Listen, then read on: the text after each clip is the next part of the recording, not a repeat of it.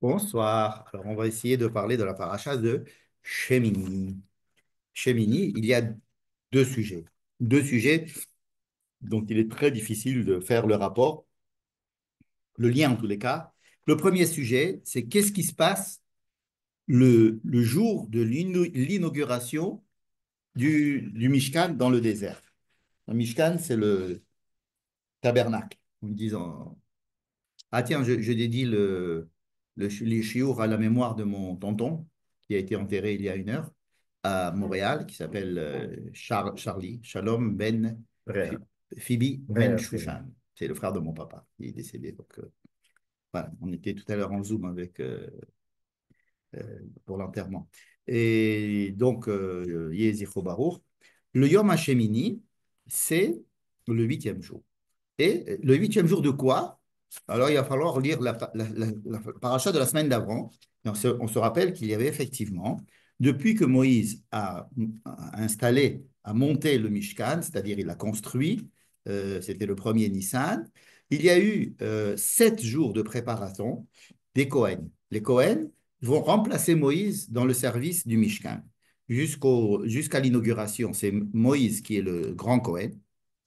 Et à partir de l'inauguration, ça veut dire à partir du huitième jour, les Cohen, les Kohanim, c'est-à-dire son frère Aaron et ses enfants, vont devenir les Cohen. Et Moïse va avoir un statut de Lévi, bien qu'il puisse rentrer, lui dans le Kodesh HaKodashim. Et donc, il y a 7 jours de préparation où les Kohanim sont à la porte du Mishkan. Ils sont à la porte. On va essayer de comprendre pourquoi est-ce qu'ils sont. C'est important qu'ils soient à la porte. Pendant 7 jours, ils ne peuvent pas se rentrer et sortir. Ils sont à la porte. Ils restent à la porte. Et après, donc, la description de tout ce qu'ils doivent faire pendant tous les jours, des 7 jours de ce qu'on appelle les Milouim. Hein, on a déjà parlé de ça la semaine dernière. Notre paracha commence. Vaïhi Bayom Hashemini. Alors, le huitième jour. Il n'y a pas écrit Vaïdaber Hachem El Moshe. Il n'y a pas écrit du tout. Ça nous sort, si vous voulez, comme ça, par surprise. Hein. Euh, on a, les 7 jours, ils ont été décrits la semaine dernière, mais ils ont été écrits aussi dans le livre de Shemot où on sait qu'il va y avoir tout un culte, tout un cérémonial pour introniser Aaron et ses enfants. Ils doivent faire des sacrifices, ils doivent faire plein de choses. Mais qu'est-ce qui doit se passer le huitième jour? C'est écrit nulle part. C'est écrit nulle part. Et on nous dit Vaïhi Bayom Hashemini, comme si on commençait quelque chose de tout à fait nouveau. Vaïhi, on n'aime pas on n'aime pas quand c'est écrit Vaïhi, parce que c'est triste. On dit que le futur est renvoyé au passé. On n'aime pas que le futur soit renvoyé au passé, parce que Yehi tout seul, c'est un futur. Vaïhi, c'est le passé. Veraya, c'est plus sympathique. On prend un passé, on le met en futur, c'est plus optimiste. Bon, pourquoi est-ce qu'on est si triste le jour du huitième jour alors que c'est le jour de l'inauguration? En tous les cas, ce huitième jour, moi je prétends que c'est le huitième jour de Nissan, hein, le huitième jour de Nissan, et pour cela, je m'appuie sur deux éminents rabbins. Un, c'est le rabbi Abraham ibn Ezra, Rabbi Abraham ibn Ezra, qui est un espagnol du Moyen Âge, qui dit que ça s'est passé le 8 Nissan. Et il y a surtout Rabbi Akiva, qui n'est pas non plus quelqu'un de, de- Rabbi Akiva qui nous explique comment est-ce qu'on sait que c'est le 8 Nissan? Parce que vous savez qu'il y a une histoire de Pessah Sheni. C'est-à-dire que quand ils sont arrivés à Pessah, Pessah c'est le 14-15 Nissan, 14 Nissan on va dire, 14 Nissan. Donc, il y avait des gens qui étaient impurs et qui ne pouvaient pas faire Pessah. Pourquoi? D'où ils étaient impurs? Alors, ils étaient impurs parce qu'ils se sont occupés des morts qu'il va y avoir ce jour-là, qui sont Nadav et Abihu. On va voir tout à l'heure. Les deux enfants d'Aaron meurent. C'est une tragédie. Et à ce moment-là, il faut que leurs cousins s'occupent d'eux et fassent tout ce qu'il faut, quoi, les sortent de là-bas et les enterrent. Et donc, pendant 7 jours, ils étaient impurs. Or, si c'est le 8 Nissan et qu'on ajoute 7, ça veut dire qu'ils étaient impurs jusqu'au 15 Nissan. Ce qui justifie le fait que le 14 Nissan, ils étaient impurs, ils ne pouvaient pas faire Pessah. Et donc, il y a toute une paracha dans la Torah qui va nous dire, ben, dans ce cas-là, si les gens sont impurs et qu'ils ne peuvent pas faire Pessah, c'est tellement important qu'on va leur faire un Pessah à eux tout seuls un mois après. Donc, un mois après, il y a ce qu'on appelle Pessah Sheni, un deuxième Pessah. Et donc, Rabbi Akiva explique que, étant donné que le 8 Nissan, il y a eu ce Yom HaShemini, donc c'était eux qui étaient en train, etc. Donc, on s'appuie sur son idée. Vous allez me dire pourquoi est-ce que la plupart des commentateurs disent que non, le Yom HaShemini, c'était le premier Nissan. Hein? Rashi, par exemple. Rashi nous dit, non, c'était le 8 Nissan. Donc, c'était quand le premier jour, si c'est le huitième jour, si c'était quand le premier jour, il dit, ben, c'était 8 jours avant, 7 jours avant, c'était pendant le mois de Hadar, alors le 23 Hadar, et donc le 22 Hadar. Et donc, on a compté l'inauguration du Mishkan, c'était le 22 Hadar, enfin, le jour où on l'a monté, on l'a construit. Et ensuite, pendant 7 jours de Milouim, c'était jusqu'au premier Nissan, et c'est le premier Nissan qu'il a été inauguré. Donc, le Yom HaShemini correspond au premier Nissan. N'est-ce pas? Ça, c'est la version officielle. Vous savez pourquoi est-ce qu'il y a cette version officielle? Oui, c'était à cause des Tzdukim. Exactement. Probablement à cause des Tzdukim. Les Tzdukim, c'était une secte qui avait leur explication de la Torah à eux, et donc ils étaient en contradiction permanente avec l'explication des pharisiens, hein, les Sadducéens et les pharisiens. Les pharisiens, ce sont nos ancêtres, c'est les rabbins, on dit. Et donc les Sadducéens ont dit, puisque le 8 Nissan a été inauguré le temple, donc nous allons faire tous les 8 Nissan une grande fête pour l'inauguration du Beth Amikdash. Et donc, ils faisaient tous les 8 Nissan, ils apportaient des corbanotes et ils rejouaient cette histoire de l'inauguration, c'est l'inauguration du Mishkan, en apportant tous les corbanotes qu'on amène d'habitude, qu'ils ont amené, pardon, un Shemini Shel Pesach, un Shemini Shel Nissan, le 8 Nissan, et qui ressemble beaucoup d'ailleurs aux corbanotes qu'on amène à Kippour. À Kippour. Bien. Et pour essayer de couper l'herbe sous le pied des Sadducéens, les rabbins ont dit, ben, vous savez que ça ne s'est pas passé le 8 Nissan, ça s'est passé le premier Nissan. Et donc, paf, on se retrouve à Rosh Chodesh. Et Rosh Chodesh, en toutes les façons, c'est un jour fêté déjà. Et donc, ils leur ont coupé l'herbe sur le pied en leur disant que ce n'était pas le 8 Nissan. Mais c'est pour nous montrer la grande guerre qu'il y avait entre eux. Ils étaient prêts à changer les dates et l'interprétation de la Torah, alors que tout le monde savait que c'était le 8 Nissan, afin que les Sadducéens n'aient plus matière à faire leur fête le 8 Nissan au temple. Ouais. Au temps de Rachid, il existe encore des Sadducéens.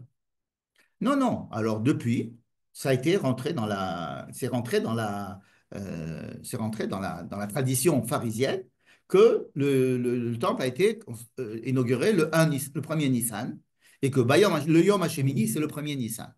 D'accord? Mais cette tradition remonte aux pharisiens et donc, évidemment, Rabbi Akiva a utilisé l'information que tout le monde connaissait pour pouvoir expliquer pourquoi est-ce qu'il y avait Pessah Sheni. Mais en fait, donc la tradition a été obligée de continuer sur cette lancée. Et Rabbi Avraham Ibn Ezra s'insurge sur cette tradition. Il dit, écoutez, maintenant, il n'y a plus de Sadducéens, il n'y a plus de machin, on n'a plus besoin de tout ça. La vérité, c'est que ça s'est passé le 8 Nissan. Bref. Donc, si on veut euh, savoir quand est-ce que ça s'est passé, quel est ce huitième jour, c'est le huitième jour du mois de Nissan. Je vous rappelle que le mois de Nissan, c'est le mois de Pessah, celui qu'on vient de vivre. Bien. Donc, on voit qu'il n'y a pas d'ordre de Dieu à Moïse concernant ce huitième jour de Nissan. Par contre, Kara Moshe les Aaron Ulbana, vous le Israël, Moshe convoque Aaron, qui était donc à la porte, n'est-ce pas? Il était à la porte. Il le convoque et il lui donne la liste des choses qu'il doit faire ce jour-là, parce qu'aujourd'hui, Dieu va se montrer à tout le monde. C'est ce qu'il lui dit. D'accord? Et il va décrire toute une série de corbanotes. Encore une fois, ça ressemble beaucoup aux corbanotes aux sacrifices qui sont apportés le jour de Kippour. Hein, le jour de Kippour, c'est comme un jour d'inauguration du Mishkan, hein, le jour de Kippour. Hein, vous savez pourquoi est-ce que le jour de Kippour, c'est comme une inauguration du Mishkan? D'abord parce que le jour de Kippour ont été données les tables de la loi. Les tables de la loi, les deuxièmes tables de la loi ont été données le jour de Kippour. Donc, il y a un rapport avec le don de la loi au mont Sinaï.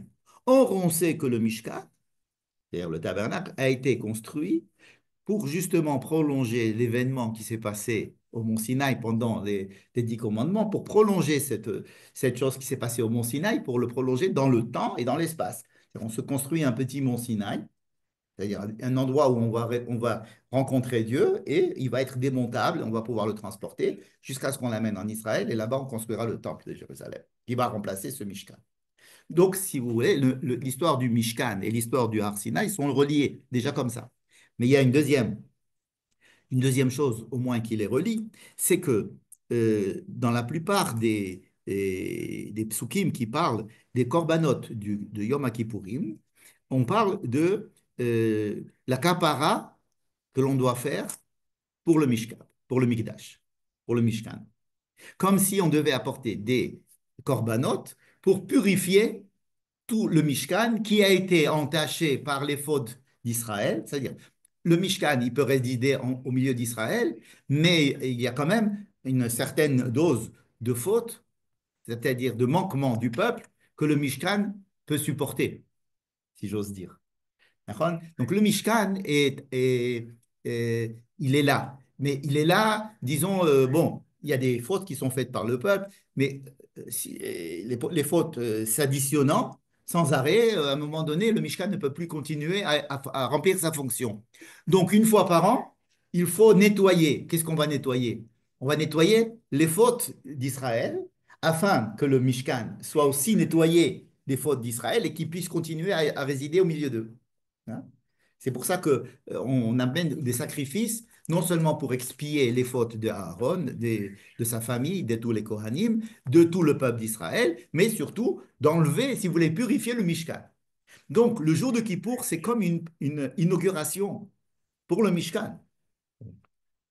Comme C'est une pour les gens. Pardon? Comme pour les gens. Oui, étant donné La que le prière. Mishkan est là, au milieu des gens, et qu'il y a une interaction hein, des gens sur le Mishkan et du Mishkan sur les gens, c'est pas un objet ou un lieu anodin, c'est quelque chose qui est extrêmement, qui a une influence sur la vie même des gens. Hein. On ne sait pas ce que c'est aujourd'hui parce que ça n'existe pas, mais c'est comme ça qu'on nous raconte.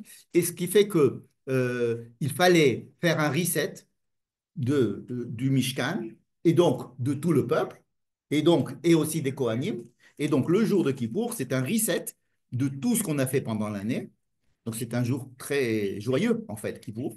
C'est un jour très joyeux. Pourquoi? Parce que c'est le jour qui nous permet de faire un reset dans notre vie.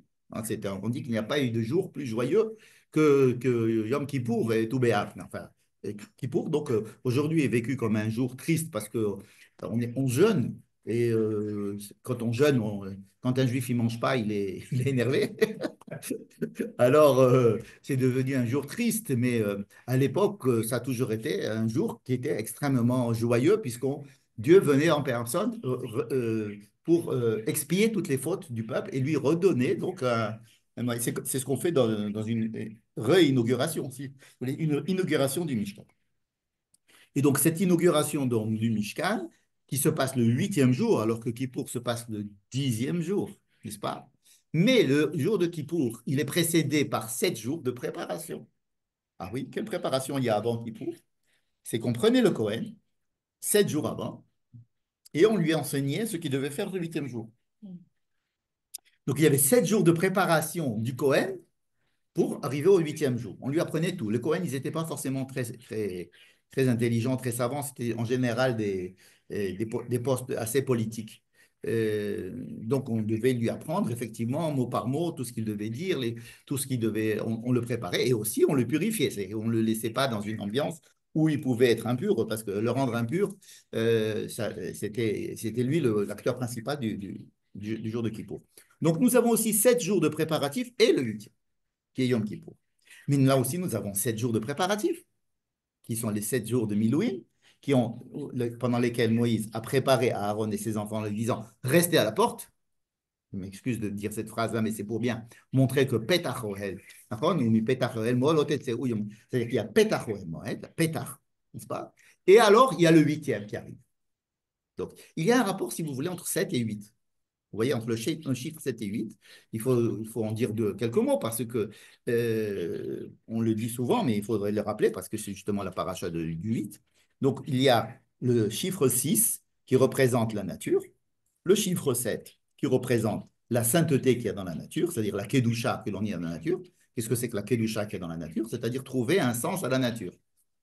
D'accord? Shabbat, et on arrête de travailler, et puis on pense à ce qui se passe dans le monde. On se décale par rapport à la nature, au fonctionnement de la nature, à notre fonctionnement même dans la nature, et on essaye de trouver du sens à tout cela. Le sens, c'est la sainteté que nous trouvons, que nous mettons dans le monde. Donc le 7, c'est une sainteté, et c'est la sainteté qui existe dans le monde. Ça fait partie du monde. Du monde que le 8, c'est ce qu'il y a au-dessus. C'est ce qu'il y a. Mais étant donné que c'est au-dessus, alors on peut se poser la question, à quoi ça sert de parler d'un monde qu'on ne connaît pas? 7, d'accord, tu me dis de faire Shabbat, d'accord, ça m'aide à comprendre ce qui se passe dans ce monde, d'accord. Mais à quoi sert le 8, n'est-ce pas? Puisque c'est ce qu'on appelle le Olam Abba. C'est un monde que l'on ne vit pas, qui est un monde au-delà. En français, on parle de l'au-delà. C'est-à-dire quelque chose qui se passe en parallèle ou après ou en dehors de la perception physique de notre monde. Ça, c'est le monde du 8, hein. C'est comme si c'était une autre dimension. Alors, elle permet ce huitième jour, la huitième dimension, le 8, il permet de donner au 7 une direction vers laquelle se diriger. D'accord? Mais l'essentiel, c'est quoi? C'est le 7. Donc, l'essentiel, c'est le 7. Donc, l'essentiel, c'est la préparation au 8. Et donc, l'essentiel, c'est la préparation. Mhm.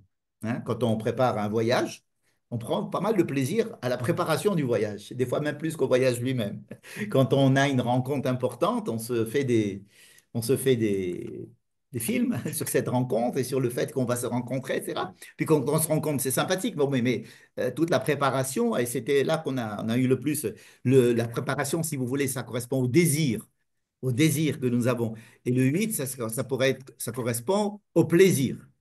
Mais on sait que le plaisir tue le désir, parce que c'est abouti, si vous voulez. Donc, on est dans le monde du 7, on est dans le monde du désir, de la préparation. Donc, qui qualifie notre monde comme en étant un monde de préparation? C'est la description du 8, puisqu'il y a il y a un truc vers lequel tendre, vers lequel arriver. Peut-être après la mort, peut-être pendant la vie, peut-être, on ne sait pas, mais il y a quelque chose qui est au-delà. On a la foi, si vous voulez, on sait qu'il y a quelque chose au-delà de ce que nous vivons. Il n'y a pas que ce que nous voyons qui existe, il y a d'autres choses. Donc ça, c'est le monde du 8. Mais ça nous permet, dans le monde du 7, c'est-à-dire dans le monde dans lequel nous vivons, de nous préparer, d'être tout le temps en préparation, en réparation et en préparation. D'accord? Donc on dit, par exemple, dans les Pirkei Avot qu'on va commencer à lire, considère-toi comme si tu étais dans un couloir avant d'entrer dans le palais du roi, et que dans le couloir, tu es en train de te préparer à rentrer dans le palais, et que tout ce monde-ci est un couloir, n'est-ce pas? C'est pas pour nous dire que ce monde-ci n'a pas de valeur, au contraire, c'est pour nous mettre dans une situation un peu d'humilité, de travail. On n'est pas d'efforts permanents, essayons de nous améliorer, etc. Donc ça, c'est le monde du 7. Et c'est grâce au monde du 8 que nous pouvons être inspirés dans le monde du 7. D'accord? Mais pourquoi le sens de ce monde-là ne peut pas suffire pour toutes ces valeurs? Ce monde-ci existe. Il y a un autre monde qui est au sous-jacent ou au-dessus de lui. Et c'est un monde où que l'homme ne peut pas percevoir, d'accord? Et c'est lui qui donne le sens à ce monde.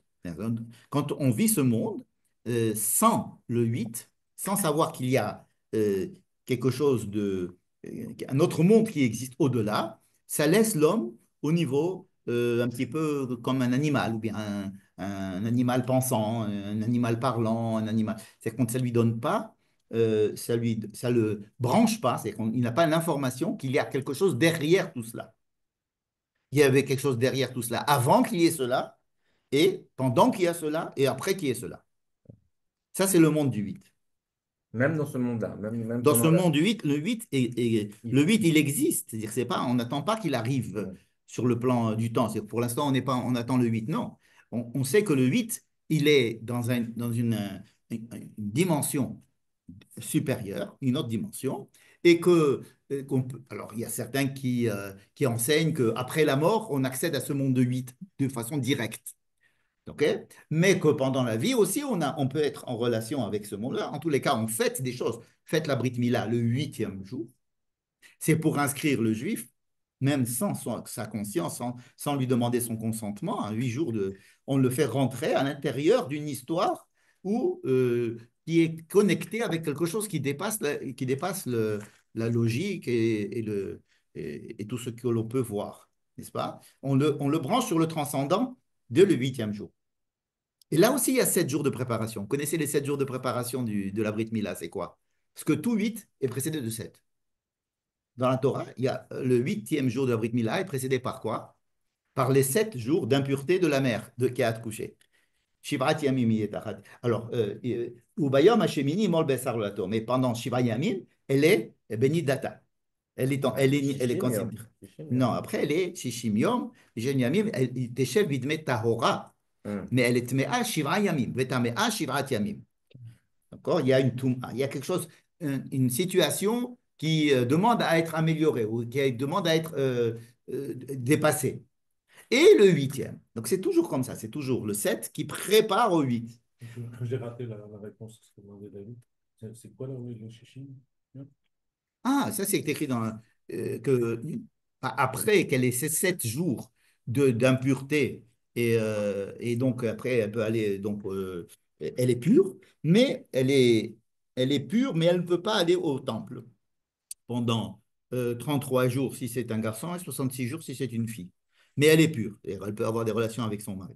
Et bon, ça, c'est l'histoire de, de Tazria, de la semaine prochaine. Donc, nous avons encore là une histoire de 7 qui prépare au 8. Et c'est très important de comprendre cela, parce que si on ne comprend pas cela, on ne comprend pas la fonction de Moïse, on ne comprend pas la fonction d'Aaron. C'est Moïse qui a bossé pendant tous les 7 jours. Et le huitième jour, celui qui va prendre la fonction, c'est Aaron. Alors qu'on aurait pu penser que ça serait l'inverse. Mais Moïse, c'est l'homme du 8, c'est l'homme qui a rencontré Dieu, c'est l'homme d'en haut, c'est l'homme Nahon. Et Aaron, c'est l'homme qui fait la paix entre les gens, c'est l'homme qui s'occupe des affaires humaines. On pourrait dire qu'Aaron, c'est le 7 et Moshe le 8. Or là, c'est l'inverse. C'est Moïse qui est l'homme du 8, qui prépare, qui est le Kohen Gadol pendant les 7 jours, et il veut introniser Aaron le huitième jour. Hein. Alors pourquoi cette inversion des rôles? C'est un enseignement du Rav Reuven Sasson, qui le tire du Ramchal, me semble-t-il. Non, pardon, du Harizal, excusez-moi, du Harizal, et qui dit que pour nous enseigner que le 8 n'existe que grâce au 7 et que le 7 n'existe que grâce au 8. Et ça, c'est révolutionnaire comme idée. C'est-à-dire dire que ce monde-ci n'existe que parce qu'il y a un monde du 8, c'est-à-dire un monde au-delà, et que le monde au-delà n'a de valeur, n'a de prise, n'a de sens pour nous que si nous vivons pleinement le monde du 7. C'est-à-dire, soyons conscients quand nous vivons qu'il faut profiter de la vie, de faire tout ce qu'il faut dans le monde naturel et dans le monde, tout en ayant cette aspiration à un monde qui est au-delà. Et dans ce sens, ce monde qui est au-delà me donne vie et me donne sens dans le monde du 7. Contrairement Mais, au bouddhisme. pardon, au bouddhisme, je ne connais pas le bouddhisme. Il faudrait que Mais il y a donc le monde du 8 qui nourrit le monde du 7 et le monde du 7 qui prépare au monde du 8 parce qu'il n'y a pas de 8 sans 7. Là, nous sommes en ce moment en train de compter les jours du Homer. Nous sommes donc dans un cycle de 7, 7, 7, 7, 7 pour nous préparer à ce jour du huitième, c'est-à-dire le 7 fois 7 plus 1. C'est pas 8, mais c'est 50, c'est pareil. Vous savez que 8 et 50, c'est pareil. Et ça fait le nom que les kabbalistes donnent à la Kabbalah, le chen. Le chen, c'est 8, c'est chet et nun, 8 et 50. Hein, c'est pour ceux qui décrivent Yod et Chen. Ceux qui sont kabbalistes, ils s'appellent entre eux Yod et Chen. Chen, c'est la grâce en hébreu, mais c'est surtout composé de ces deux lettres qui font référence tout de suite au monde du 8. C'est-à-dire que c'est ce qui les nourrit. Donc, nous avons la paracha précédente qui parlait des 7, et nous rentrons dans le domaine du 8. Mais alors, ce qui est très, très, très étonnant, c'est que ce monde du 8 n'a pas été ordonné par Dieu.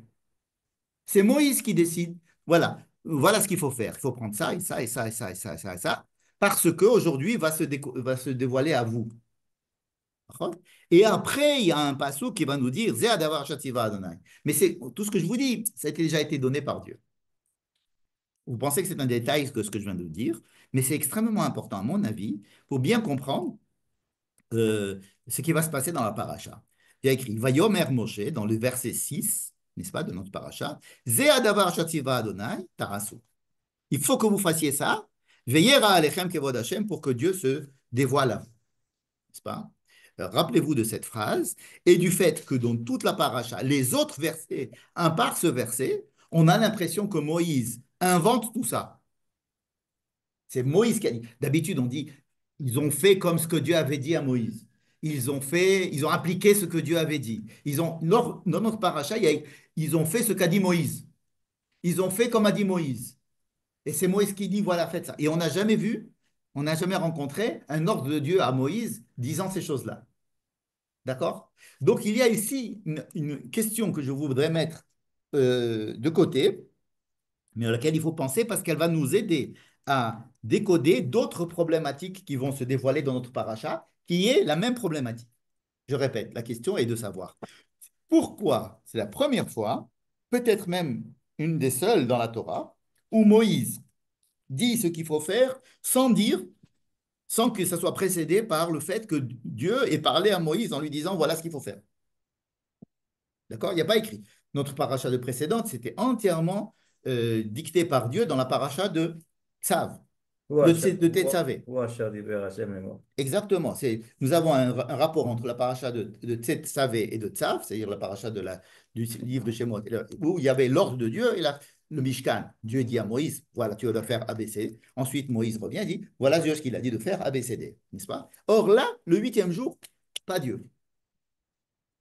Il n'y a pas d'ordre de Dieu. À part ce petit verset 6 au milieu, qui dit, oh, mais vous inquiétez pas, c'est Dieu qui a dit tout ça. Mais on n'entend pas Dieu. C'est pas écrit que Dieu le dit. Voyez? C'est comme si on voulait peut-être donner plus d'importance à Moïse dans cette histoire, donner plus d'importance à la présence et à l'initiative humaine, peut-être.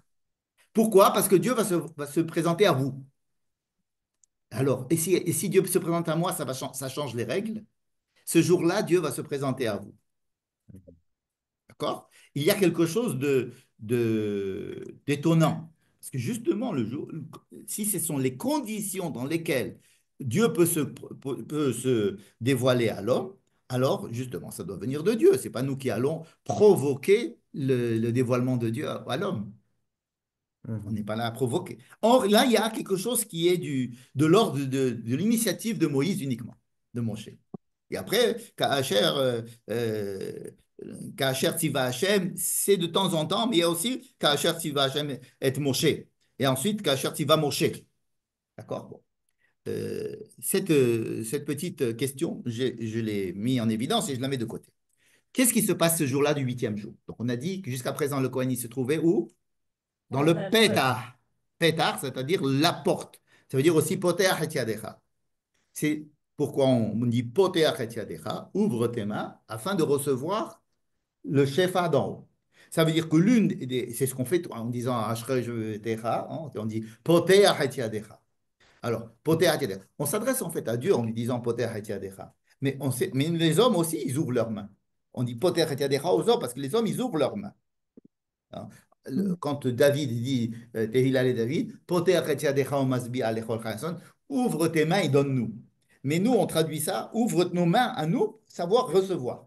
C'est-à-dire que Dieu veut donner, mais il faut que tu saches recevoir. Il faut savoir recevoir. Et donc, le travail qu'on a dans ce monde, c'est d'ouvrir les mains, d'être au pétard, d'être à la porte. Hein. Tout le service tout ce qui s'est passé à la sortie d'Égypte s'est passé à la porte des maisons des Juifs, n'est-ce pas? C'est dans le pétard qu'ils ont mis le sang, le pétard est devenu le corps, le misbéach, etc. Donc tout se passe au pétard au El Moed, pour bien dire que c'est qu'on est dans le monde du 7 et qu'on est, on est que dans le pétard. Nous sommes à l'orée du vrai monde. Ce monde-là, c'est la porte du vrai monde. Nous sommes ici dans la porte du monde 8. D'accord? Mais nous sommes à la porte. Et alors, le huitième jour, il lui dit, allez, rentre. N'est-ce pas? Donc, il va quitter la porte, Aaron, il va rentrer dedans. Qu'est-ce qui s'est passé ce jour-là? Moïse, il y a des sacrifices de Aaron et des sacrifices pour le peuple. On sait que depuis le premier Nissan, depuis que le Mishkan a été construit, on l'a déjà appris dans le livre de Shemot, Dieu réside dans le Ohel. Vous savez que dans le Mishkan, il y a, on va dire en gros, deux parties. Une partie couverte, il y a une tenture, donc ça s'appelle le Ohel, la tente, et une partie à ciel nu. Dans la partie à ciel nu, il y a là-bas l'autel. Donc c'est visible à peu près de ce qui se passe. Dehors, on peut à peu près voir ce qui se passe, ou en tous les cas, ce qui se passe au-dessus. Mais ce qui se passe dans le Ohel, on ne sait pas. C'est fermé. On dit qu'il y avait, la présence de Dieu était dans le Ohel depuis le premier jour. C'est écrit comme ça, qu'il y avait la nuée de Dieu qui descendait, qui était accompagnée d'un feu. Alors, qu'est-ce que c'est que le feu? Dieu, il est représenté dans la Torah comme un feu, hein, Esh, avec autour de lui un âne. Toujours, c'est ça. Qu'est-ce que c'est que ce feu? C'est peut-être pas le même feu que nous connaissons aujourd'hui, mais c'est le mot le plus rapprochant pour décrire Dieu dans la Torah. Par exemple, dans le buisson ardent, le buisson était là, il y avait du feu, mais ce n'était pas un feu tel que nous connaissons aujourd'hui, c'est-à-dire le buisson ardent ne se consumait pas de ce feu.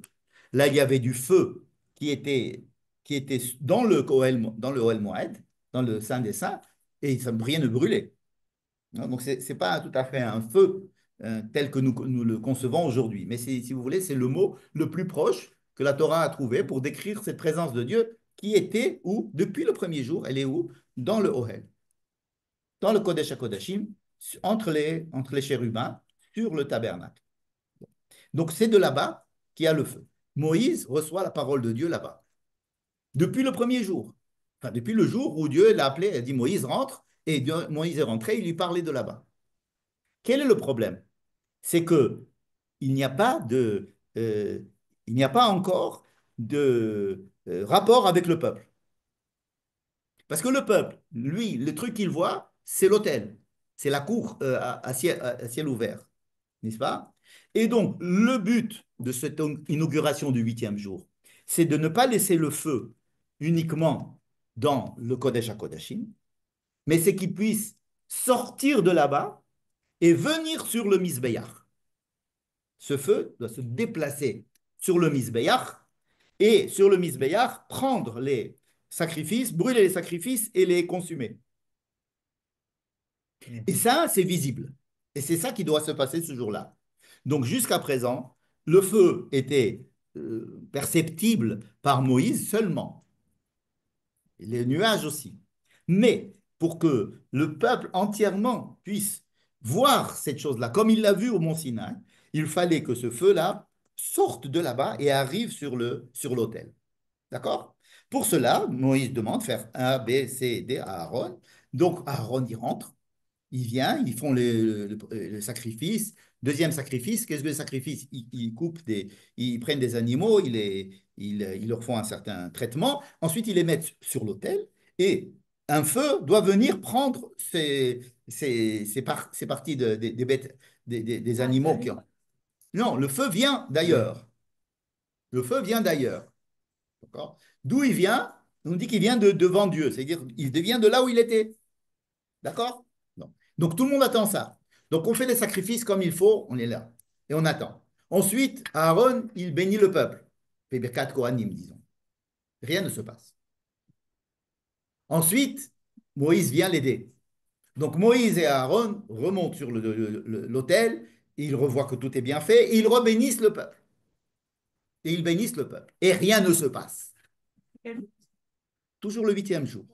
Nous trouvons le huitième jour. D'accord? Et rien ne se passe. Imaginez que tout a été fait dans les règles et que rien ne se passe.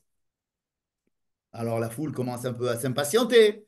Alors on leur chante une chanson, on les bénit, et rien ne se passe. Les deux enfants d'Aaron, qui sont des gens extrêmement élevés, pourquoi je dis qu'ils sont élevés? Parce que ce sont les enfants qui sont montés avec Aaron au mont Sinaï et qui ont vu des choses que personne d'autre n'a vues au mont Sinaï. Les deux enfants d'Aaron, Nadav et Avihu, qui sont les deux premiers enfants, il a encore deux autres enfants. C'est une paire de rechange, mais les importants, c'est Nadav et Avihu. Et ils se disent, mais c'est bien sûr, on a compris pourquoi rien ne se passe. Parce que l'essentiel pour que Dieu se dévoile, c'est de faire ce qu'on appelle la Ketoret. Sans Ketoret, Dieu ne peut pas se dévoiler. Il nous a dit de faire des corbanotes. On a fait les corbanotes. Mais il manque la Ktoret.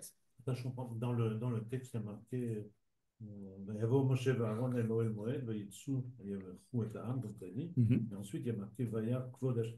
Vayera, Et כל העם. Vas-y, continue. Vayera, vas-y, continue. ותצא אש מלפני השם, ותאכל על המזבח את העולה. את העולה ואת החטאת ואת השם. D'accord? Donc ça marchait. Attends, continue à lire. Après, c'est Nadav. Attends, continue à lire. ויקחו בני השם. ויקחו שני בני אהרון את ותצא אש מלפני השם, ותאכל אותם וימות. Alors, ce que dit Anna est extrêmement important parce que c'est l'ordre dans lequel les psukim sont écrits.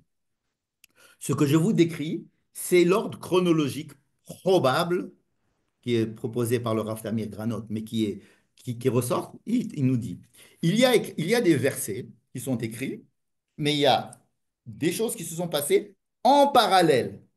Comment est-ce que la Torah décrit deux événements qui se passent en parallèle en mettant le même pasouk? ותצא אש מלפני השם ותאכל, ותצא אש מלפני השם, d'accord? Un feu sort de là et il va manger va sur l'autel pour manger les corbanotes. C'est comme ça. Mais ce même feu qui sort pour aller manger les corbanotes tue deux enfants de Aaron.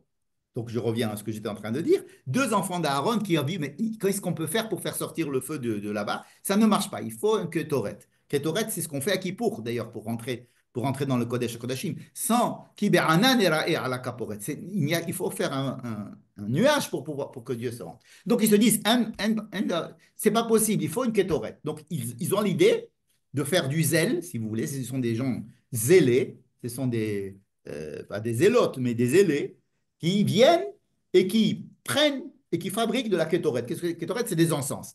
Et ils rentrent à l'intérieur alors que ce n'était pas prévu dans le protocole. Mais ils étaient là, ils voyaient qu'il ne se passait rien. Donc il s'est dit, mais c'est aujourd'hui que ça doit se passer, c'est pas possible. Or, on sait que d'après notre compréhension des choses et ce qu'on a vu au Mont Sinaï, on a vu que Dieu ne peut pas se dévoiler, faire sortir son feu s'il n'y a pas autour un nuage. Il n'y a pas de feu sans nuage autour. Donc, construisons ce nuage. Et donc, ils ont fabriqué la Ketoret. Et ils sont rentrés, et effectivement, ça a marché. Ça a marché, mais ils sont morts. Parce qu'ils sont rentrés. C'est comme si quelqu'un se dit, vous n'avez pas allumé le four. Alors, on attend, qu'est-ce que vous attendez? Alors, je vais rentrer à l'intérieur du four avec le truc, et puis, j'allume tout le four, et puis je meurs. C'est à peu près ce qui s'est passé. בקרובי הקדש. Toi, tu as lu que où ça a marqué après? Non, alors les deux ont marché en même temps. Comme il est sorti un feu pour aller au Misbéach, ce même feu a brûlé les deux enfants d'Aaron qui étaient rentrés avec leur kétoret à l'intérieur. C'est le même feu. Alors, pourquoi ils sont rentrés si ça avait marqué? Mais ça n'avait pas marché. Écoute, imagine-toi que tu as tout préparé, les braises, tu as tout mis remarqué dans le four. Tu as un four là-bas, un très grand four, et tu as tout fait, ça ne marche pas. Alors, qu'est-ce que tu fais? Alors, un fou va dire, attendez, je vais rentrer voir ce qui se passe. Donc, il rentre avec une allumette ou avec une braise, et il va, et puis il rentre, et puis effectivement, il y a le feu, mais il meurt. Parce que le feu le brûle, là, lui aussi. Mais il dit aussi que ça ne marchait pas et à la fin de la paracha Shab, et que Alors, c'est on pour ça considère que qu'il est apparu ou non? Aaron était très assisté, ils sont tous À la fin de la paracha de Tzav, il se passe. Finalement, le feu est arrivé, mais après être entré Moïse et Aaron. Alors, il y a deux étapes. Aaron fait tout ce qu'il faut, ça ne marche pas. Il appelle Moïse, il vient avec lui, ils bénissent le peuple, ça ne marche toujours pas. Ensuite, il y a écrit qu'un feu est sorti, et que ça marchait, que le feu est sorti. Mais, juste après, on dit, mais les enfants d'Aaron sont entrés avec la Kétoret là-bas pour faire sortir le feu. Et le feu est sorti et les a brûlés. Pourquoi c'est probable de dire ça en fait? Parce que c'est les mêmes mots. Vatet se esh milifne Hashem, vatet se esh milifne Hashem. Ouais, bon, c'est pas que c'est ça le même feu. Alors, on peut, comme tu dis, on peut dire qu'il y a eu deux étapes qui se sont succédées. C'est une manière de voir les choses tout à fait plausible. Et alors, dans ce cas-là, on se dit, mais qu'est-ce qu'ils sont allés chercher? Pourquoi ils sont allés rentrer avec, si le feu est sorti et que le feu est venu et tout le monde a vu le feu? Et tout le monde s'est prosterné, et tout le monde a été d'une joie intense à ce moment-là. Et tout le monde qui était autour du Mishkan a vu ce feu sortir du Kodesh HaKodashim, Milifnei Hashem, venir sur l'autel, prendre toutes les sacrifices qui avaient été abattus et les faire monter, au ciel. Et alors, c'est quelque chose que l'on voit comme ils avaient vu sur le mont Sinaï, quelque chose d'extraordinaire. Et tout le monde, Vayaronou, tout le monde était extrêmement joyeux, c'était formidable. Pas qu'est-ce que sont allés chercher ensuite Nadav et Avihu? Ils ont mis un kétoret, ils sont rentrés. Alors, alors on se dit, bon, ils étaient sous, ils étaient trop, ils ont été pris de ferveur mystique, machin, ou bien enfin bref, on essaie de leur trouver toutes sortes de raisons. Mais l'explication, la manière donc, que j'ai de vous présenter du Rav Tamir Dranot et de pas mal de pashtanim, c'est-à-dire des gens qui s'appuient sur le pshat, ils disent, c'est le même feu. Simplement, comme la superposition de deux événements est difficile quand on écrit une histoire, alors l'une est écrite après l'autre. C'est comme Zacharon Keva Baraotam. Baraotam, mais après, va. C'est une explication, c'est deux choses qui se passent, mais on te les met l'une après l'autre. Donc, Vatetse Esh, Milifne Hashem, Vatochal. La suite, c'est quoi? Vatetse Esh, là voilà. Vatetse Esh, Vatochal, Ala Misbeach, et Arola, et ensuite, Vatetse Esh, Milifne Hashem, Vatochal, Otam. Le même feu les a tués. Alors maintenant, le problème, c'est est-ce que Dieu n'aurait pas pu faire une exception, que son feu ne brûle pas à ce moment-là, il ne les brûle pas? C'est quand même Nadav et Avihu, c'est les représentants de Moïse et Aaron. Ils étaient même peut-être plus élevés que Aaron et Moïse. Hein. Et donc, et surtout, ce qui pose problème, c'est est-ce que c'est l'initiative humaine qui est condamnée ici? Parce qu'il y a écrit Asher lo tsiva. C'est-à-dire ils ont pris un feu, ils ont fabriqué donc de la Ktoret, alors que ça n'avait pas été ordonné. Donc c'est la raison que donne la Torah, si vous voulez, pour le fait qu'ils sont morts. Ça veut dire que ce n'était pas ça qui a fait que quelque chose se passe. Ce qui s'est passé, ça devait passer de toute façon, mais ils étaient impatients, impatients. Alors, tu peux tout à fait dire ce que tu viens de dire est tout à fait plausible, que de toutes les façons, le feu devait sortir, seulement ils étaient impatients et ils voulaient faire activer la chose. D'accord? De la même manière que tu peux dire, Moïse devait descendre du mont Sinaï, mais les gens étant impatients, ils ont fait le veau d'or. Donc, l'impatience. Si Adam et Ève avaient attendu l'entrée de Shabbat pour manger le fruit, il n'y aurait pas eu de problème. C'est parce qu'ils étaient impatients, ils ont mangé le fruit avant. C'est toute cette impatience-là qui est décrite comme la source du problème. L'impatience. Achalapaga, des fois. Zimri devait se marier avec Cosvi, mais ce n'était pas le moment. Achalapaga, il a mangé, elle n'était pas mûre. David et Bathsheba. Enfin, il y a plein de fautes qui sont expliquées comme cette impatience-là. Vous savez, cette impatience qui est demandée. Aujourd'hui, quand vous allumez la télévision, excuse de faire une digression, vous preniez la télécommande et vous appuyez sur le bouton, ça changeait la chaîne. Non, vous ne vous rappelez pas cette période? Vous avez une télécommande, vous appuyez sur le truc et vous avez la chaîne qui change. Vous appuyez, ça n'a pas marché, ben vous mettez une autre chaîne. Donc, vous appuyez sur le bouton, ça se passe. Aujourd'hui, la plupart des télévisions, ce sont des ordinateurs.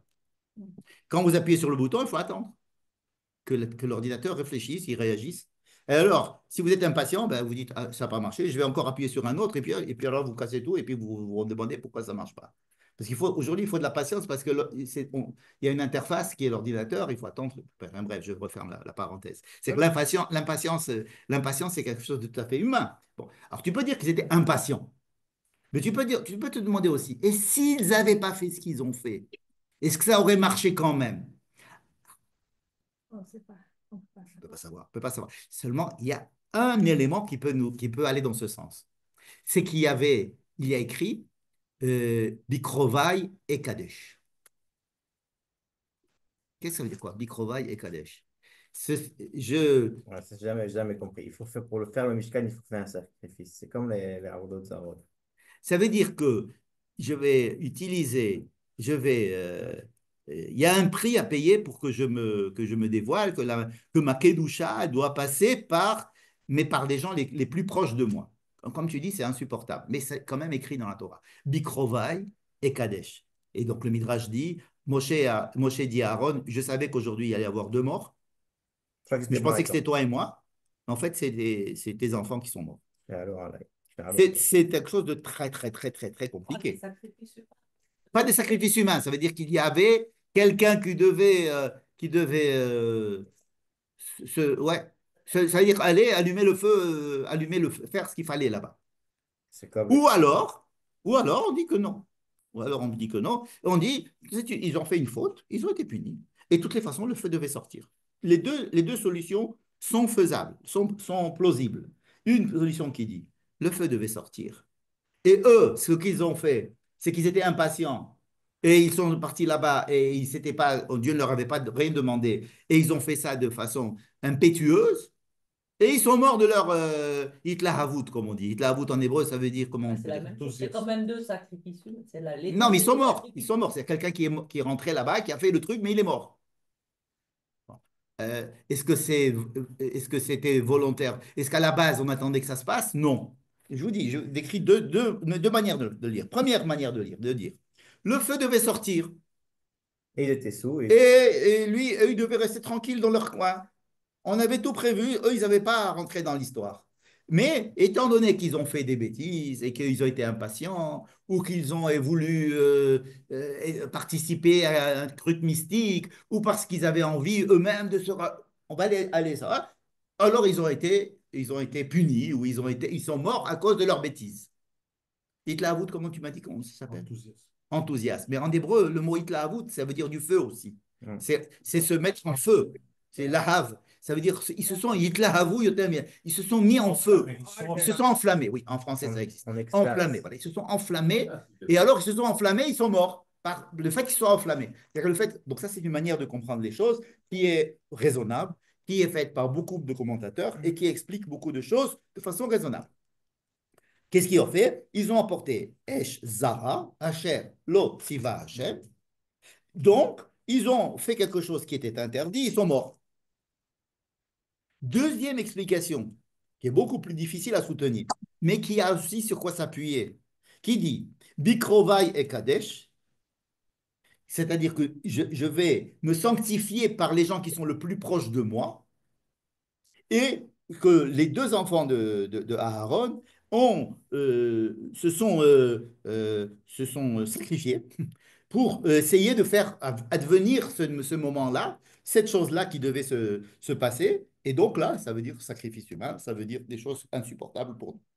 N'est-ce pas? C'est insupportable. Oui, c'est insupportable. Moi, je le dis, Maintenant, Ça peut être, mais ça peut être aussi comme les morts des attentats ou à la guerre. oui, mais par exemple, il y a une chose que l'on raconte souvent dans les écoles israéliennes lorsque il y a un soldat. Attendez, je vais simplement fermer les micros de tout le monde pour ne pas que ça dérange l'écoute. Et a sauté sur la grenade pour sauver la vie de tout le monde. Vous connaissez ces faits d'armes très connus, comme quoi, hein, ou bien ils se mettent à deux, ils prennent la grenade et puis ils se font exploser pour pouvoir, etc. Ou l'histoire de Masada. Il y a aussi une histoire qui fait partie, si vous voulez, de l'éthos israélien, qui n'est pas très, qui est pas très, très juive se suicider.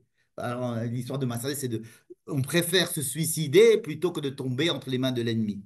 C'est quelque chose aussi qui est difficile à comprendre parce que ça n'est pas étayé dans beaucoup euh, de lois de la Torah. N'est-ce pas, de devoir se suicider pour ça. C'est pas du Kiddush Hashem, puisque de toutes les façons, il n'y avait pas de Kiddush Hashem à ce moment-là. Donc, il y a, si vous voulez, deux récits qui sont, euh, qui sont possibles. Il y a donc, on peut voir peut-être quelques éléments d'ici et quelques éléments de là. La manière dont je vous ai raconté les choses, ça penche plutôt pour la deuxième, c'est-à-dire, il se passe rien. Alors, Nadav et Avihu prennent l'initiative d'entrer. Et en faisant ça, effectivement, peut-être ils ont permis au feu de sortir, ou alors ils sont rentrés et malgré le fait que le feu est sorti, ils sont morts quand même.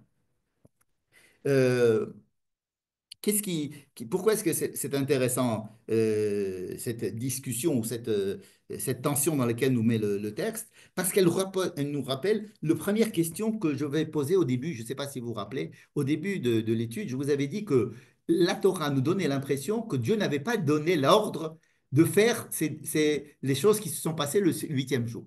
Vous vous rappelez? Mhm. Il y a une phrase qui dit que Dieu a donné l'ordre. Mais à part cette phrase, tout c'est Moïse qui dit. Et c'est pas écrit, voilà, Dieu a dit à Moïse, fais ça. C'est simplement Moïse qui dit, vous en faites pas, ce que je vous dis, c'est Dieu qui l'a dit. On le croit, Moïse. Mais on n'a pas entendu Dieu lui dire. Parce que toute la paracha de Teruma, c'est Dieu qui parle à Moïse. Et après, dans la paracha de Vayakel, Moïse va dire, Dieu m'a dit ça et ça et ça et ça et ça et ça. Ok, on le croit. Ça a été dit deux fois. C'est deux parachiotes. Un, c'est Dieu qui le dit à Moïse. L'autre, c'est Moïse qui le dit à Dieu. Donc ça prend de la place. Pourquoi? Pour qu'on sache que c'est Dieu qui l'a dit à Moïse, ou bien pour voir la différence. En tous les cas, il y a un texte qui dit que Dieu a dit ça à Moïse. Là, non. Donc il y a une question d'initiative. Est-ce qu'il y a une question d'initiative? Vous savez, il y a un midrash très intéressant qui dit que les âmes de Nadav et Abihu, de ces deux enfants, se sont réincarnées dans euh, un autre personnage de la Torah qui est Pinchas. Qu'est-ce qu'il a fait, Pinchas? Pinchas, vous vous rappelez? Mhm. Je vous rappelle, Pinchas, il a vu qu'il y avait quelque chose qui est terrible qui venait en Israël, c'est que il y avait une épidémie qui était en train de tuer tout le peuple. Pourquoi? Parce ils s'étaient tous adonnés à l'idolâtrie de Baal Péor et qu'un des chefs d'Israël a pris une fille de Baal Péor et qu'il est rentré dans une tente et il a montré à Moïse qu'il transgressait la loi comme ça et c'était le summum de la destruction d'Israël qui était en cours. Et Moïse ne pouvait pas agir, tout le monde était gelé, tout le monde ne savait plus quoi faire. Et Pinchas, sans avoir reçu aucun ordre, sans que ça soit écrit dans les livres, il prend une épée, il prend une lance, il rentre et il tue les deux. Et alors, tout le monde voulait le lapider. Et à juste titre. Par quel droit tu viens, tu tues deux personnes? Est-ce que tu les as mis fait Procès. un procès, regarde la loi, etc. Or, Dieu déclare, au fait que Pinchas ait fait cet acte, je n'ai pas détruit le peuple d'Israël. Un acte qui n'était pas écrit dans le Shulchan Aruch, si vous voulez. Un acte qui n'avait pas été ordonné par Moïse. Un acte d'une initiative personnelle qui était très dangereuse parce qu'il l'aurait tué, on n'aurait rien dit. Imaginez-vous que Zimri se soit retourné et il lui ait donné un coup de revolver qu'il arrive. On n'aurait pas accusé Zimri d'avoir tué Pinchas, étant donné que c'était de la légitime défense. D'accord? Il y a des actes qui sont dans la Torah qui sont pas prévus et qui reçoivent le consentement de Dieu. Pinchas, c'est un exemple. Un autre, par exemple, les filles de Tselophrad. Les filles de Tselophrad vient et dit la loi n'est pas féministe, c'est-à-dire elle nous Déconsidère pas. déconsidère. Ouais, mais eux, Bon, ils ont pas fait quelque c'est chose. vrai. Ils viennent, ils proposent. Ils n'ont pas fait un acte. Ils viennent, ils proposent. Ils font une réclamation. La réclamation est acceptée par Dieu et on change la loi pour eux. Ensuite, les gens de leur tribu disent, attendez, mais si vous changez la loi comme ça ne marche pas pour ça et ça. On rechange la loi parce qu'il y a une réclamation des hommes. Donc, il y a, oui, des initiatives humaines qui interviennent sur la loi. Dans la Torah, dans la loi écrite. Je ne parle pas de la loi orale où tout est mis entre les mains des rabbins. Mais dans la loi écrite, est-ce qu'à un moment donné, quelqu'un qui prend une initiative et qui se met en danger de mort, pour le bien de la société, pour le Kiddush Hashem, pour le bien, est-ce que c'est une bonne chose ou une mauvaise chose? C'est une chose qui n'est pas enseignée, en tous les cas. C'est une chose qui n'est pas enseignée. Et celui qui le fait, il le fait à ses risques et périls. Damo Berocho. Pinchas, il a fait. Et c'est ce qui donne la valeur à son acte. Parce qu'il faut qu'il soit entièrement, qu'il n'ait pas d'intérêt à le faire. C'est-à-dire qu'il n'est pas il ne va pas en tirer un profit. Il le fait de façon très, très pure. Alors il y a Pinchas, Eliaou Hanavi, aussi, le prophète Eliaou, et Nadav Avihu. Le problème de Nadav Avihu, Ça n'a pas marché. ça n'a pas marché. Ils sont morts. Il y a encore un Oh, ça cas a marché. qui est dans l'Aftara, Ouza. Ah, Ouza, bien sûr, Ouza, il va, il voit le tabernacle qui était sur des. Il tombait, il va, il récupère, en faisant ça, il meurt, parce qu'il a touché le tabernacle. Et on dit même que le Mekoshesh, pardon, le Mekoshesh Etzim, que Nachon Tselofrad lui-même ne voulait pas transgresser le Shabbat, mais il voulait enseigner aux gens quelle était la punition. Qu'est-ce qu'on allait faire à quelqu'un qui transgresse le Shabbat? Donc il a transgressé le Shabbat pour dévoiler cette chose-là, on l'a tué. D'accord? Ce sont des gens, ce sont des initiatives. Est-ce que l'initiative humaine est interdite ou pas? Parce que là, on a l'impression de dire Esh Zara Vayamutu. Mais il est écrit nulle part qu'ils ont fauté. On dit qu'ils sont morts parce qu'ils ont apporté quelque chose d'étranger. D'étranger à quoi? D'étranger à la loi, d'étranger au code, d'étranger à ce qui avait été dit. Mais on peut se dire, mais Moïse lui-même, il a inventé toute cette histoire du Yom HaShemini. À part qu'il ajoute, c'est Dieu qui me l'a dit. On le croit évidemment. Mais c'est écrit comme si c'était lui qui avait inventé.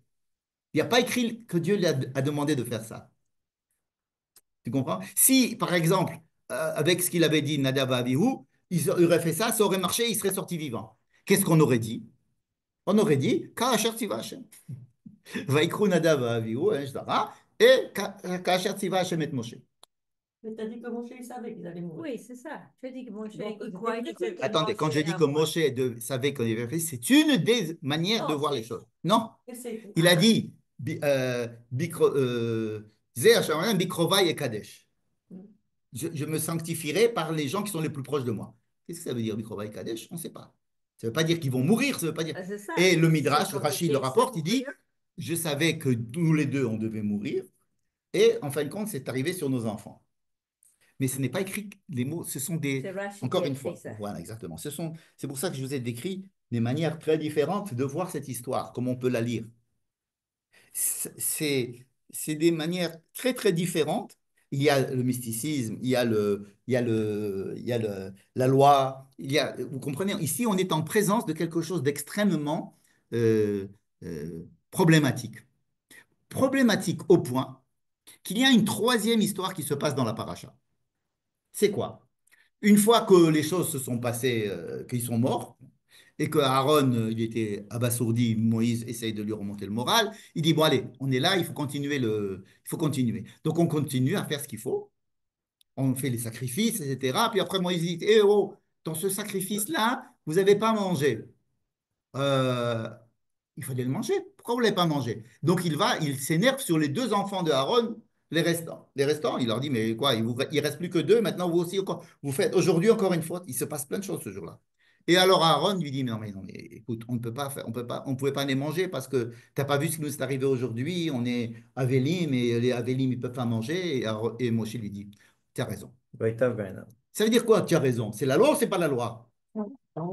Voilà encore une fois où l'initiative humaine, à savoir celle de Aaron et de ses enfants, sont allés contre l'avis de Moïse, et ça a été accepté par Dieu, et ça a été accepté par Moïse lui-même. Vous voyez, comme quoi ce sujet est, à mon avis, le sujet le plus important dans cette paracha. À savoir, et où est la limite entre la demande de la participation de l'homme dans la rencontre avec Dieu et dans quelle mesure cela est dangereux pour lui. N'est-ce pas le cœur même du danger du fait qu'on inaugure le Mishkan?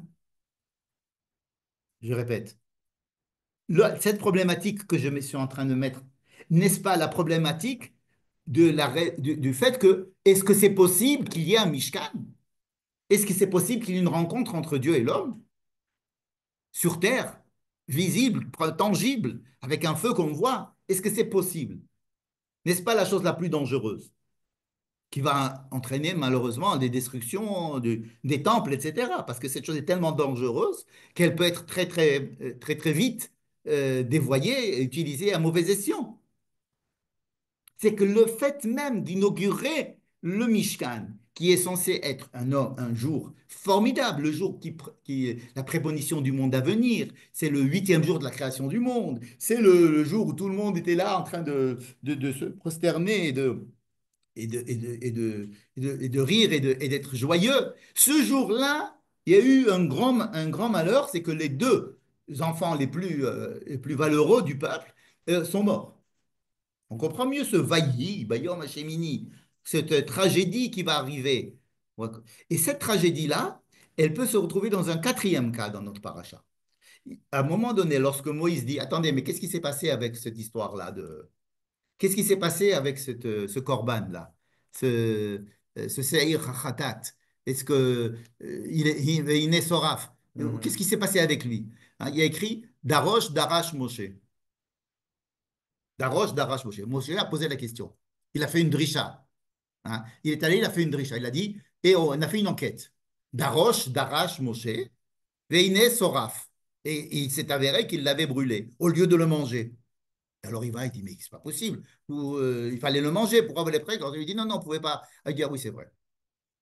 D'accord? Mais Darosh, Darash, ces deux mots-là qui apparaissent dans la paracha, hein, Darosh, Darash, c'est exactement la moitié de la Torah. C'est-à-dire, si vous comptez tous les mots de la Torah, depuis le début de Bereshit jusqu'au ce Darash, et tous les mots qui viennent de l'Erein École Israël jusqu'à ce Darash, on a le même nombre de mots. Ça veut dire que c'est le milieu de la Torah, ce Darosh, Darash. C'est pas pour rien, évidemment. Ça veut dire que nous nous trouvons au sommet très ténu d'une crête, n'est-ce pas? Où on peut aller dans un sens ou on peut aller dans l'autre. On peut vivre, on peut mourir. Se rapprocher de Dieu, c'est impensable.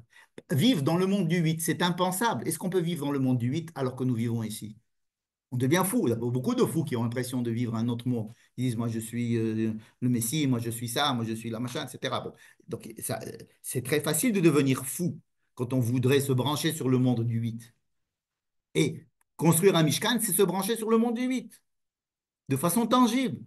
On ne reste plus dans des idées. Ça, on le voit. Le 8e jour, c'est plus Moïse tout seul qui va parler au Dieu dans son petit Mishkan. Il va nous dire après ce qu'il a à nous dire. Ça, c'est d'accord. Mais que Dieu on voit Dieu encore une fois, pas simplement au Mont Sinaï, mais on le voit. Et on va le voir tous les jours, ce feu-là. Est-ce que c'est quelque chose qui est acceptable? Est-ce que c'est du domaine du vivant? Ou alors on est obligé de mourir pour ça? Est-ce que nous franchissons pas la limite qui est entre la vie et la mort? C'est-à-dire entre le passage de ce monde-ci au monde à venir. Donc notre histoire ici, elle se situe juste au milieu de quelque chose où pour ça que je vous ai donné tout à l'heure, deux histoires plausibles, et les deux existent et coexistent en s'appuyant sur des versets, tout en étant presque incompatibles. Attends, ils ont fait une faute ou ils n'ont pas fait une faute? Est-ce que ce qu'ils ont fait là, c'était bien ou c'est pas bien? Est-ce que ce sont des gens les plus proches de Dieu et que c'était indispensable pour que Dieu puisse montrer devant le peuple d'Israël? Ou pas du tout, ils ont fait une faute et il ne faut pas faire comme ça. Ne buvez pas de vin la prochaine fois quand vous devez faire un service. Les Kohanim ne doivent jamais boire du vin avant de faire. Nahon? Pourquoi? Parce ils étaient sous. Ils étaient enflammés, comme tu as dit. Est-ce que ça amène à la mort ou ça amène à la vie? Cette histoire-là Vous comprenez, je ne suis pas en train de raconter une histoire facile. Je suis en train de raconter deux histoires qui coexistent ensemble et qui montrent que l'on peut passer de l'une à l'autre de façon très périlleuse. Est-ce que Pinchas, ce qu'il a fait, c'était bien ou pas bien? On ne le sait pas. Jusqu'à ce que Dieu dise oui, c'est bien. Mais autrement, a priori, non. Pas bien, quelqu'un vient, il tue un autre. Et est-ce que tous les choses que les gens zélés ont fait pour le Kiddush Hashem, et tu le fais à tes risques et périls. Ça marche pas, ça marche pas. D'accord? Mais est-ce que la mort peut être justifiée? C'est aussi une question. C'est quoi Bikrovaï et Kadesh? Je justifie la mort de Nadav et Abihu en disant que c'était prévu. Vous comprenez? C'est-à-dire qu'il y a quelque chose ici. Dans l'inauguration du Beth Amikdash, je finis comme ça, l'inauguration du Beth Amikdash, nous inaugurons un objet extrêmement dangereux. Et combien il a duré jusqu'à Le Mishkan, combien de temps il a duré? Il n'a pas duré longtemps, il a duré 40 ans à peu près. Quand il est arrivé en Israël, en terre d'Israël, il a été placé à Shiloh, où les tentes autour ont été remplacées par du dur, mais ils ont laissé les tentes au-dessus. Et c'est resté pas mal de centaines d'années. Ensuite, ces objets ont été transférés dans plusieurs endroits jusqu'à ce que David décide de les mettre à Jérusalem. Et donc, on a construit le temple qui a remplacé le Mishkan, n'est-ce pas? Mais il a été détruit. Shiloh a été détruit. Le Beth Amikdash a été détruit. Le deuxième Beth Amikdash a été détruit. C'est pour nous montrer la dangerosité de l'histoire et c'est la dangerosité euh, du contact avec l'au-delà. Alors, il y a des gens qui disent, vous savez quoi, laissez-moi tranquille, moi je fais des maths et ce qu'il y a, ce qu'il y a, ce qu'il n'y a pas, ce qu'il n'y a pas. Okay. Mais en tant qu'être humain, on a toujours cette tentation et cette aspiration à être en contact avec l'au-delà. Mais il faut savoir que le contact avec le Yom Hashemini, c'est dangereux, c'est pour ça que ça commence par Vaï. Et que ce jour-là, il s'est passé des choses extraordinaires et des malheurs et terribles, n'est-ce pas? Pourquoi? Parce que la Kedusha, c'est savoir comment faire la différence entre ça et ça, c'est quelque chose d'extrêmement compliqué.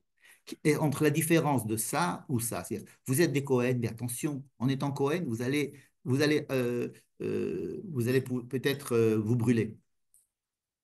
Et donc, les Havdil, Ben HaKodesh, Ben HaTameh, Ben HaTahor, les Havdil. C'est la phrase qui va finir cette histoire. Et alors, on arrive au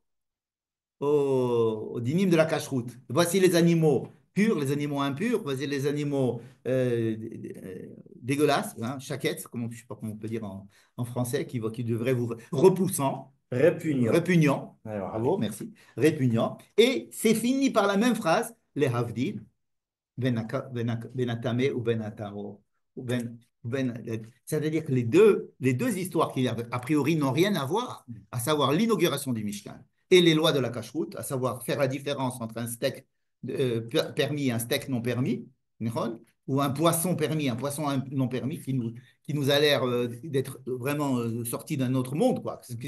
Pourquoi est-ce qu'un animal comme ça, il est permis, alors il ne va pas être permis, hein. Alors, ça nous paraît être des différences qui nous dépassent, n'est-ce pas? Qui viennent du monde du 8, qui nous dit, écoutez, faites comme ça, mais on voit pas on voit pas la différence. On ne voit pas la différence entre un steak de quelque chose qui est permis et d'un steak qui n'est pas permis. D'accord? Et on nous dit, le même problème se passe au niveau même de l'activité humaine quand il s'agit d'être en rapport avec le monde du 8. Les Havdil, Ben Hatame ou Ben Hatahor, Ben Hakodesh ou Ben Achol, ce que vous pouvez manger, ce que vous ne pouvez pas manger, comment est-ce que vous devez servir au temple, etc. Ça veut dire que nous sommes dépassés, en fait, nous sommes dépassés par ce monde du 8, nous dévoile que nous sommes en gros dépassés, mais que nous avons quelque chose qui nous relie à celui-là, qui est le monde de la Torah. Ce qu'on dit le monde de la Torah, c'est des choses qui ne sont pas tellement compréhensibles, c'est-à-dire en tous les cas, pas avec nos outils logiques de ce monde-ci. Le monde du 8 ne peut pas se comprendre avec le monde du 7. Mais il existe et ce rapport existe. C'est-à-dire qu'on ne peut pas dire que l'homme est déconnecté du monde du 8. Non. Il a une aspiration, il cherche du sens. Il dit pourquoi, il réfléchit, il philosophe, il fait des recherches, etc. On a une aspiration en ce monde du 8. Et là, on nous décrit vous savez, comme le E.T. avec le doigt, là, je sais pas, ou alors, en Michael, mémoire du Michael, pape qui est mort, le Sisti, comment ça s'appelle? Machin, Michel-Ange. Michel-Ange, là, avec Oui. les deux doigts comme ça. Ça veut dire que c'est très. On a l'impression qu'il va y avoir un truc d'électrique, un arc électrique qui va se passer entre les deux doigts, là. C'est-à-dire que le monde du 8 n'est pas un monde facile. Et les Juifs, ils vivent dans ce monde-ci parce qu'ils représentent le monde du 8. Et c'est pour ça que la vie du Juif n'est pas facile. On va arrêter sur cette note optimiste. Bonne soirée. Merci. Voilà, Ouais, bon. avec plaisir. Mais le 8, il est glissé avant le 7.